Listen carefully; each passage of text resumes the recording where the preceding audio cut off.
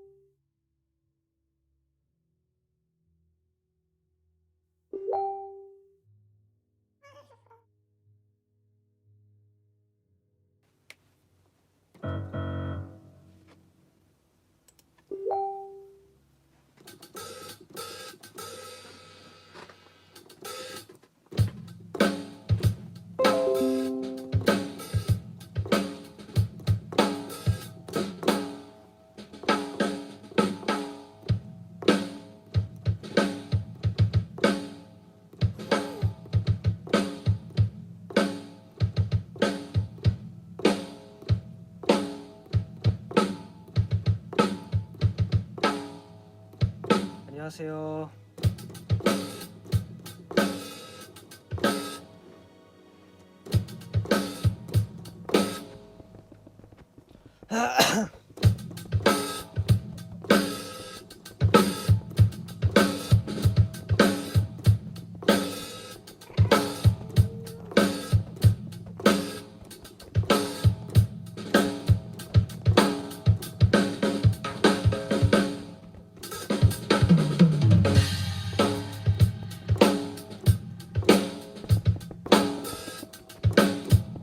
Hello everyone.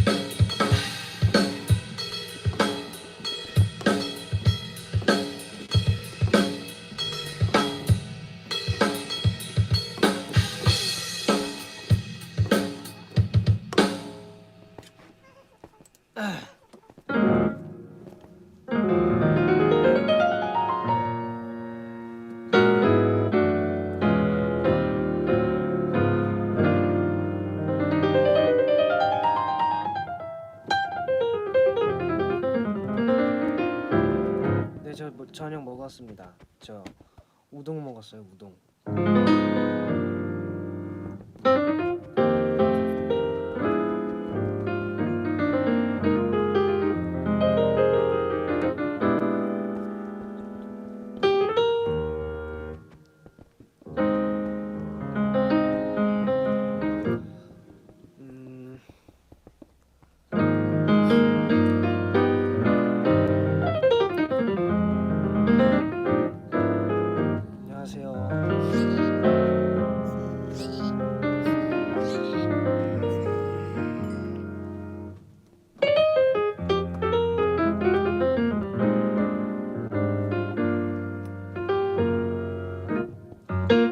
네, 재즈 피아니스트입니다.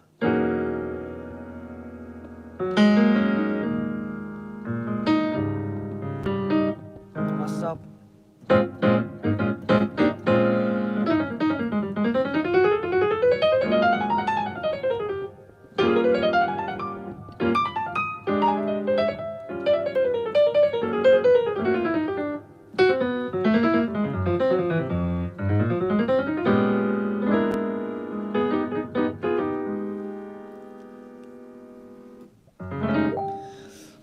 네, 여기 저희 집입니다. 여기 봐보시면은 제가 보여드릴게요. 제가 작업을 하고 있었습니다. 이렇게 작업을 하고 있고요. 헤드셋이고 이렇게 피아노를 치면서 놀고 있다가 라이브를 켰습니다. 그리고 이 뒤에는 바로 그랜드 피아노입니다. 이거는 이따가 칠 거고요. 제가 항상 원래 이렇게 여기서 피아노를 쳤어요. 그래가지고 이렇게 항상 여기서 이렇게 찍었었죠. 예, 저희 집에 방문이요. 네, 안 되시고요. 아니 뭐 놀러 오십시오. 아이고 이렇게 때문에.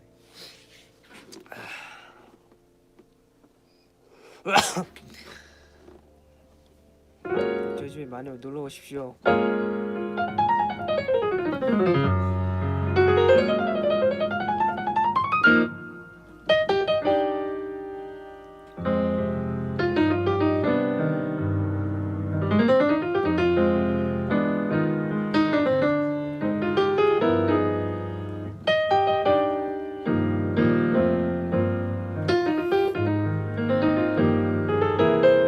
지찬아 안녕.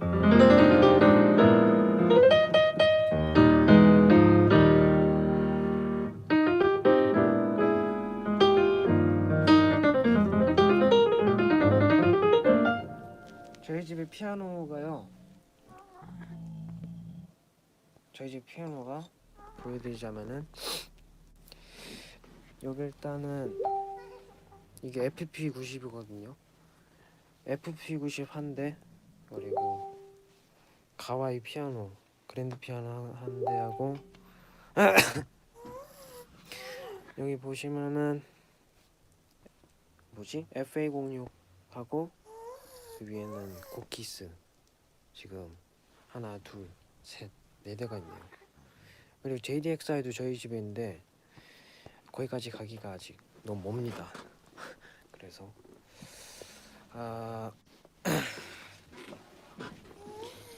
저희 집에는 총 5대가 있습니다. 피아노.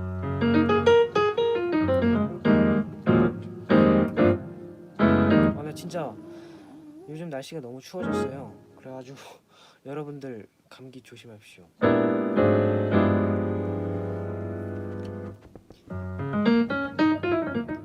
네, 박시훈 누나 안녕하세요.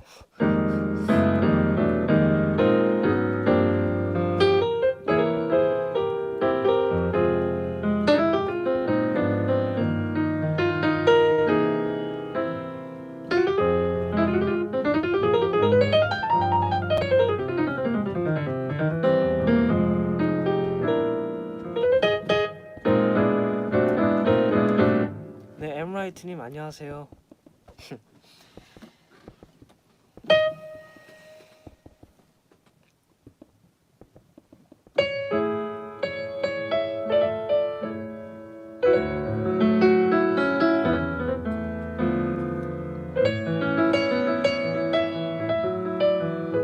Yes, I can speak English.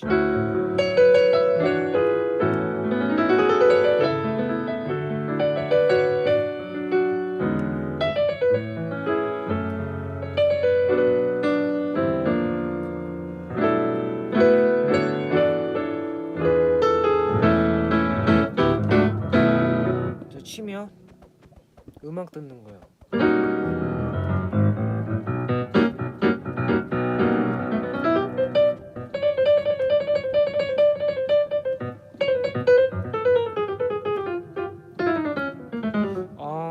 연습 시간이요? 연습 시간은 고정적으로 아침에 항상 3시간씩 연습을 하고요. 그 후에 뭐 1시간 반 더 연습한다거나 아니면은 뭐 들어요. 음악을 많이 듣습니다. 그게 또 공부죠. 음악 듣는 게. 존경하는 아티스트요? 저는 진짜 존경하는 아티스트가 너무 많은데요. 딱 2명만 고르자면은 코리앤니하고 제이콥 콜리어. 네, 코리앤니하고 제이콥 콜리어를 제일 존경하는 아티스트로 모시고 있습니다.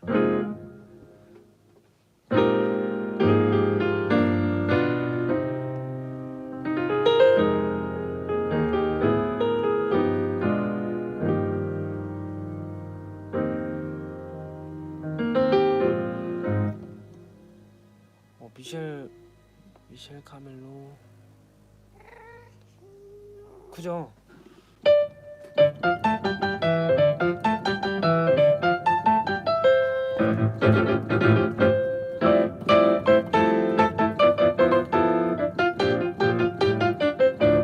너무 어렵다.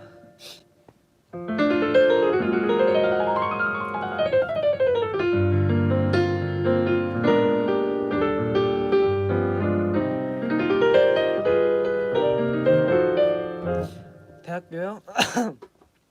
대학교는 내년에 시험 볼 예정입니다. 아직 계획은 없는데 봐야 될 것 같아요. 버클리로. 네.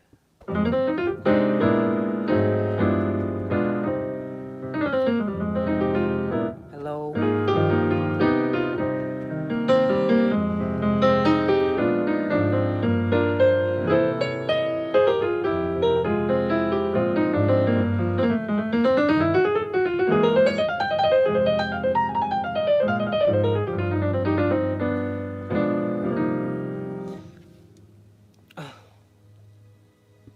Hello Australia. Hello John.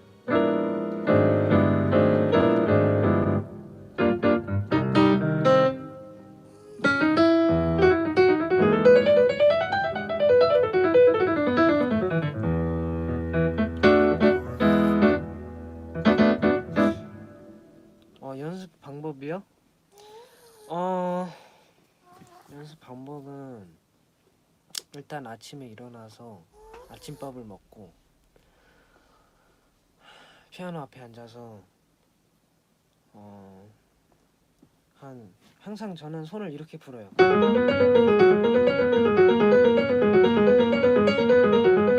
이거 한홍이거든요. 재즈 한홍.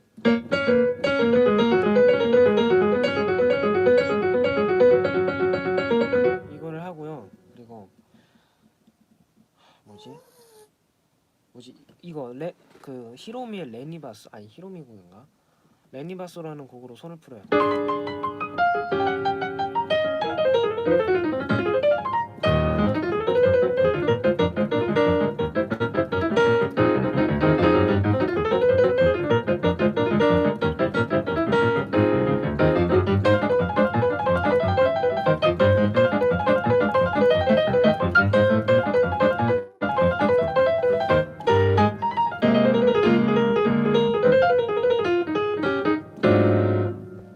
이거를 풀고 그 다음에 제이콥 곡으로 손을 풉니다. 제이콥 형님의 음악이 너무 좋아서 항상 그걸로 손을 풀어요.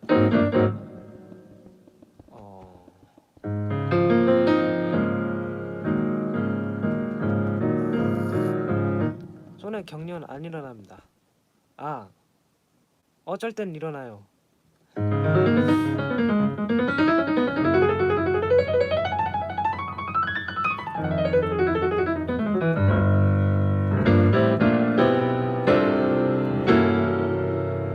제이콥 노래요? 아, 제가 좋아하는 노래.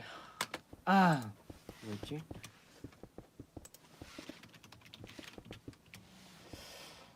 제가 좋아하는 노래 With the Love in My Heart 이거요. 이거 새로 나온 노래 있잖아요. 진짜 좋아요 이거. 그래서 이걸 들으면서 손을 풉니다.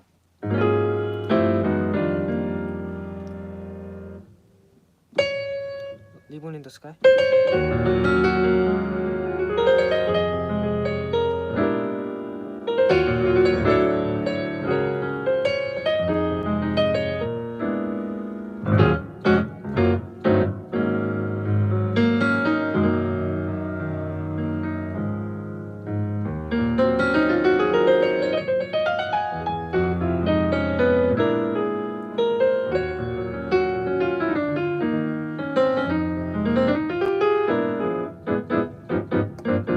네, 제이콥 컬리입니다. 네. 이전에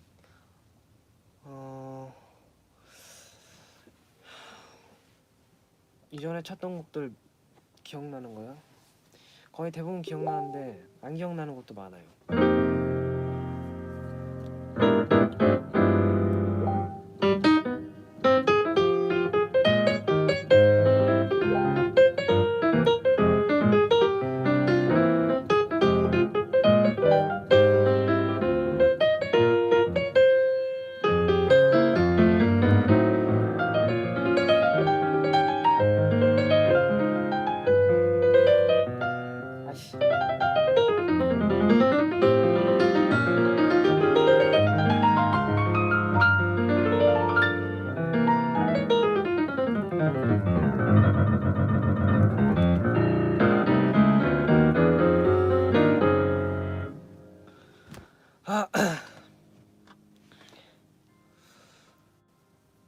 옐로우 자켓이요?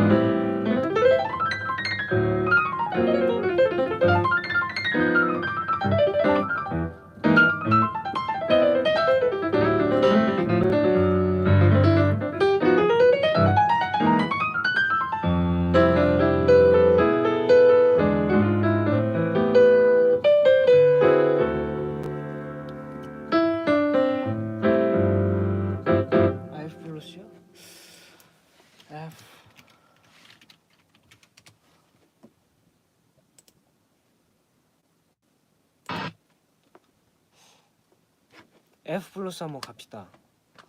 저도 F 플러스 치고 싶었습니다.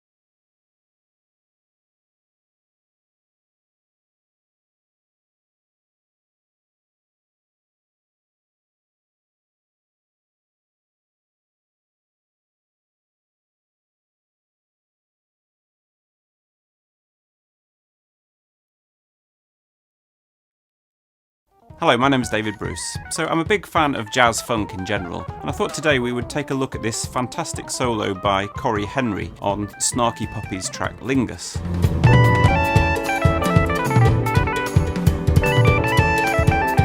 It's really quite a special solo, and judging by the number of attempts at mapping it out online, a lot of people really want to understand what is going on here, whether it's those crazy sliding chromatic chords in the opening, or just the wild frenzy of the climax.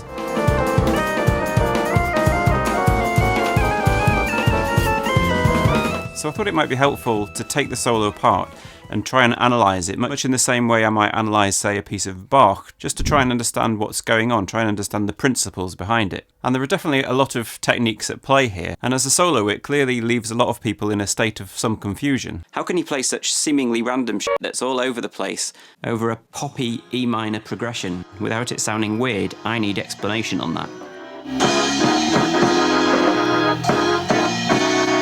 Henry was a child prodigy. Here he is, aged 4, playing the instrument that would become his trademark, the Hammond B3 organ. He grew up surrounded by gospel singing, and if there's one aspect of his playing that no analysis will capture, it's this deep connection to the transcendental that his playing has, sometimes reverent and trance-like, others reaching the ecstatic heights of gospel. Along with gospel, there are clear hints of blues within his playing, and a comparison to Oscar Peterson's playing is often made.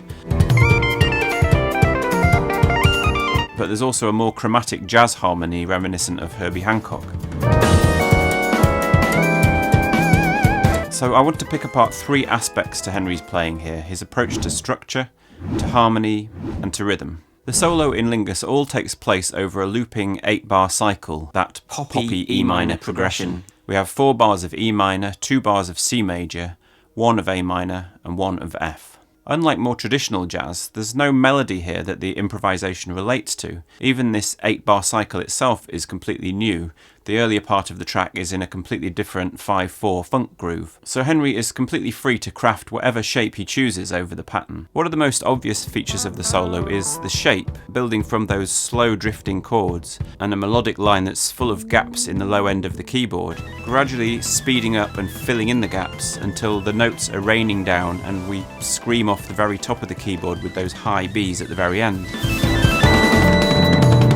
The opening section feels quite distinct, all played just on the Rhodes and entirely chord-based. With the entry of the King Korg, the playing becomes more of a solo line throughout, although halfway through he brings the Rhodes back in as an accompaniment, and at the climax he doubles up the solo line with rapid-fire streams of notes in both hands. But remember, all of this is taking place over that one 8-bar cycle. To look at some of the strategies Henry uses within the cycle, we first need to turn our attention to the harmony. Firstly, the entire solo is grounded in an E minor pentatonic or blues scale. It's particularly striking how Henry moves in and out of the E minor feel, allowing the tension to ebb and flow. There are whole passages purely in E minor, and whole other passages that are off the scale chromatic. To me, this is something that gives the whole solo a freshness. We're not bombarded with too many advanced harmonies, but we're not overindulged in sweet pentatonics. Instead, the solo twists and turns, so we're never quite sure where it'll go next. Henry seems to particularly favour returning to the bluesy E minor feel towards the end of a cycle,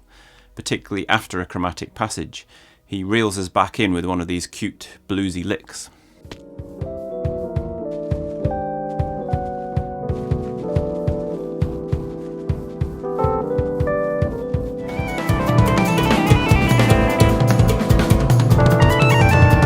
But the fact that the cycle ends with this F major to E progression means there's a Phrygian feel to it, and specifically a Phrygian major or Phrygian dominant scale. In fact, you can see that this is something that has been worked out in advance. Henry ends the whole solo with this clearly pre-composed phrase.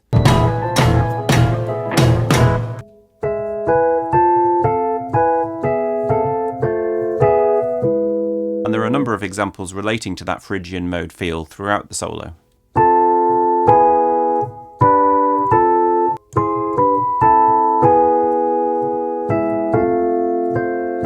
One other progression which Henry had clearly discovered earlier is heard most clearly here.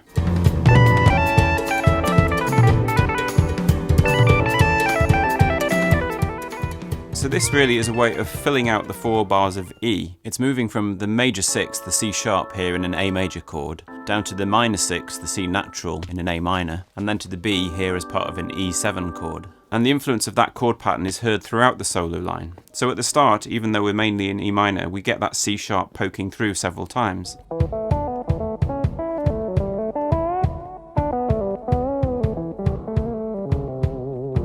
In this example a bit later, you see the same movement again, this time with a 4-note pattern that gets rhythmically displaced.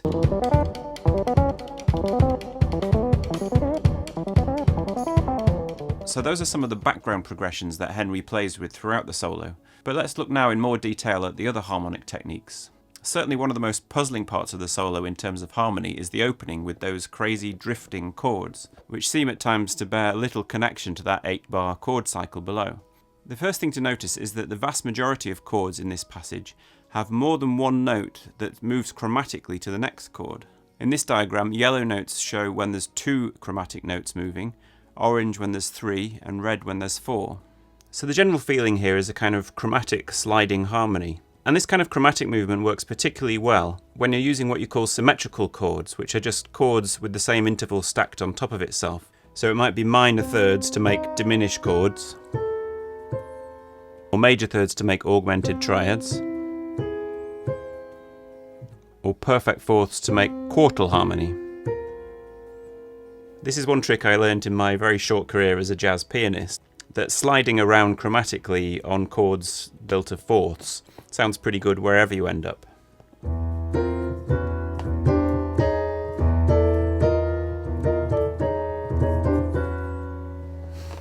But even through this chromatic harmony in the opening section, there's still a strong E minor flavour. Let's just look at the opening section and play the upper line of each chord.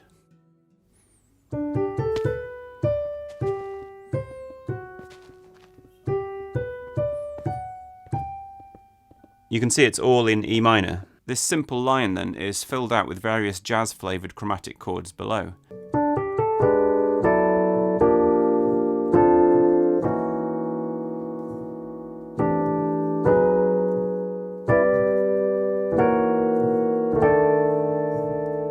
In fact, most of them are in the form of one of 2 types. There are those chords built of fourths,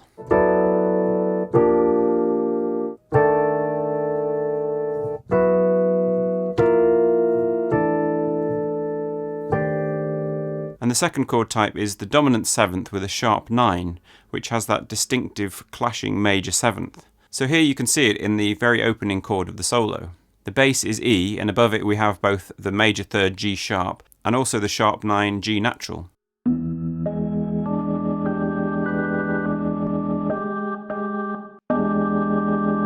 And as you'll see, this chord is found throughout the opening section.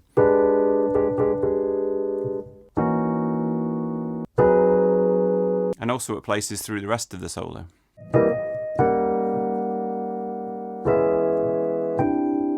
Sometimes there are slight variations on it, like this chord here.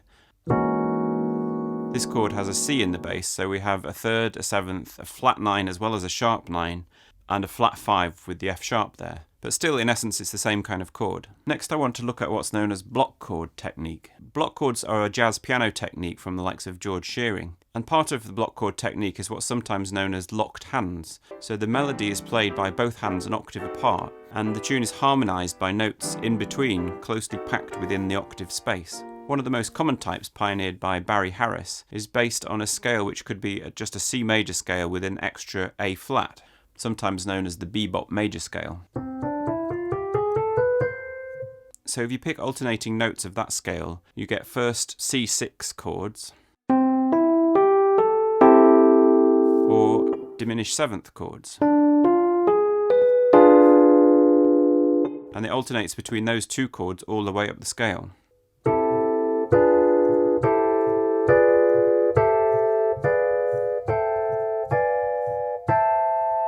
So it means you can harmonise any tune just using that pattern. And there are a number of similar scales, for example, based on the minor scale.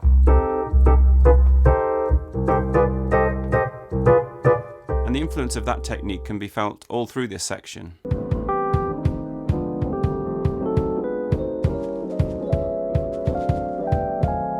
We'll also see these returning later in the solo, for example this whole section that's moving in parallel chords.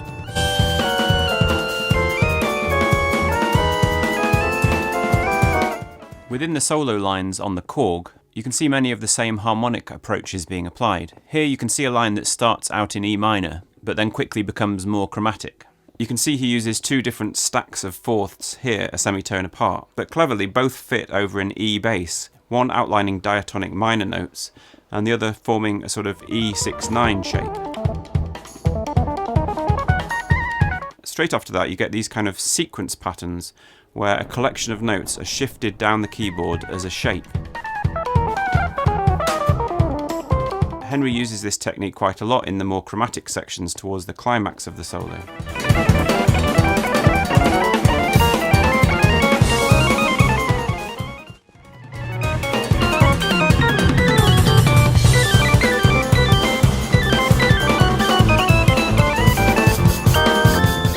In fact, this way of chromatically shifting an idea was satirised by June Lee, who does all those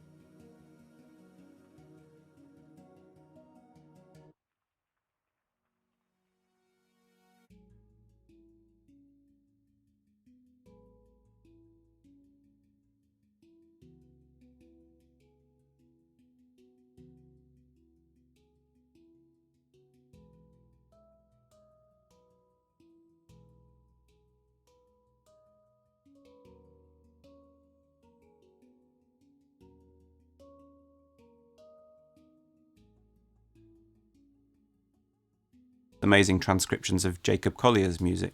June did a great skit of Henry's solo, where it's just the famous lick endlessly modulating up a half step.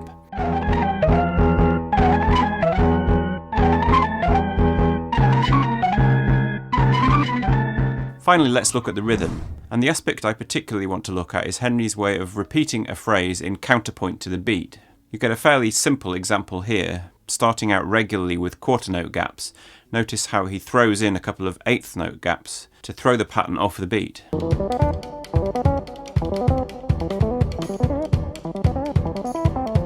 Here's a more radical example with a 2-chord sequence, basically making a 4-against-3 pattern that stretches over 3 whole bars.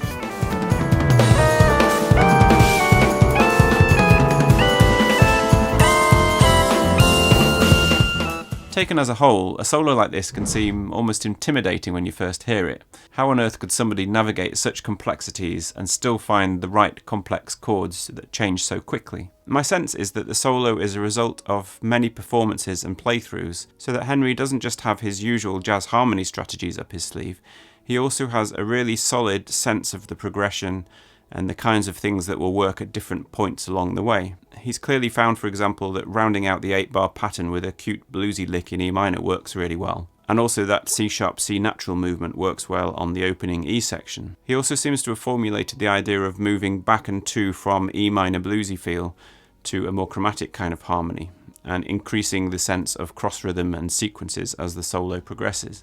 I'll end with a quote from the YouTube commentator CP25, who summed things up pretty well in a comment on one video. I went to one of Corey Henry's masterclasses in London about 6 months ago, and he said that when he's performing, he tries not to think about anything at all, and when he's practicing, he tries to think intensely about what he's doing. So it seems to me the best way to get something out of this transcription is, rather than looking for some grand harmonic concept, just look at the different chords and how individual little phrases fit together, and just try to analyse those on their own terms.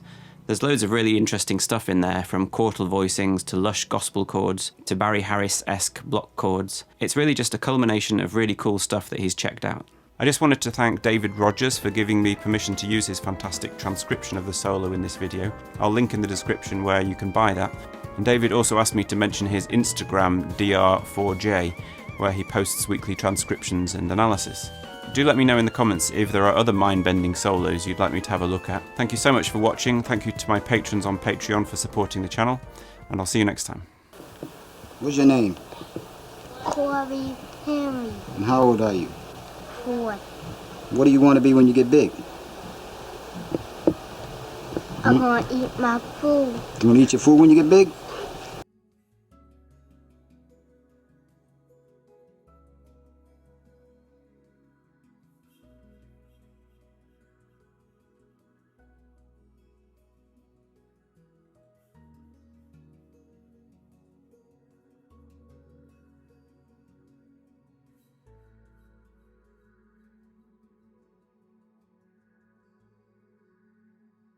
There's loads of really interesting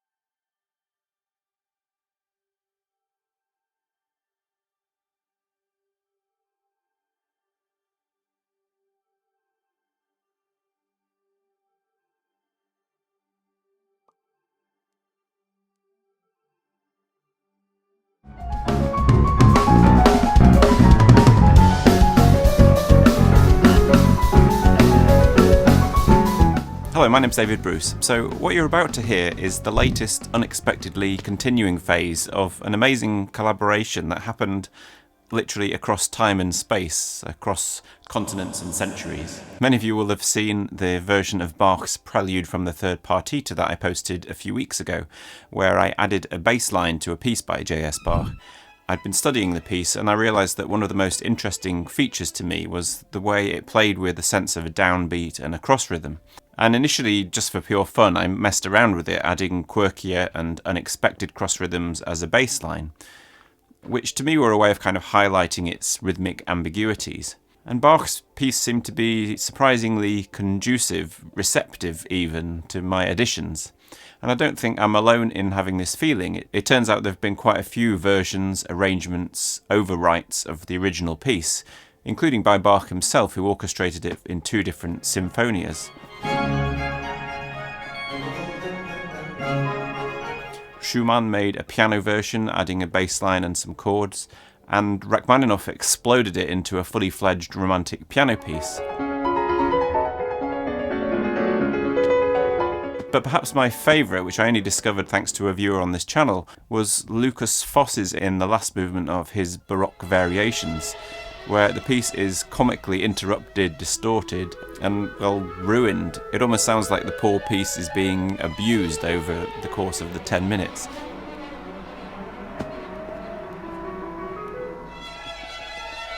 And at the end there's just some kind of glitching remnant left twitching on the floor. So I sent my version to my friend Sequoia, who's an amazing pianist who lives over in Portland, Oregon, and he recorded it fantastically, which is what I posted here a while back. And I assumed that that would be the end of the story. But shortly afterwards I got talking to the drummer Yogev Gabay, who helped me out researching the rhythms of Tigran Hamasyan, which was another video. And I got talking to Yogev about the partita and about the idea that had popped into my mind, and which a few of you had also suggested in the comments, to add a drum track to the piece. Yogev loved the idea, and again, purely for the fun of it, he spent some time getting to know Sequoia's performance and working out what he could add to it. And after a few days he said, would I mind if he added his friend Lior Ozeri on the bass? Sure, I said, why not? Yogev and Lior live in Tel Aviv, so after the initial piece in 18th century Germany, to my additions in 21st century England, to Sequoia's performance in the States, this was now the fourth location on this cross-continental, cross-centurial collaboration, and it's been completed without most of us having ever met in person. So they recorded the tracks separately and filmed themselves and sent the files over to me, where I dusted up my rather basic Ableton Live skills and attempted to mix it all together. Now, I did my best at this, but I'd love for somebody who really knows how to do this to have a go at it. I can provide the piano recording, the multi-part drum and bass audio, as well as a MIDI of the piano. I'm going to put links to it all below if you fancy having a play around with it, and you can send me anything you do make from it on Twitter or using the email in my channel's About page.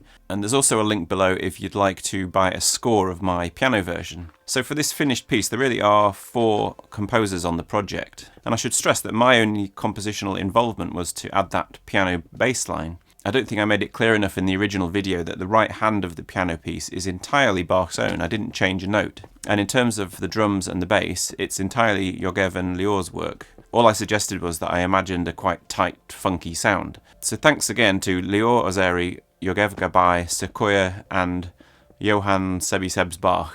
Links to all their channels are below, and do check out Johann on Spotify. He's got some really good stuff, some of which is quite popular.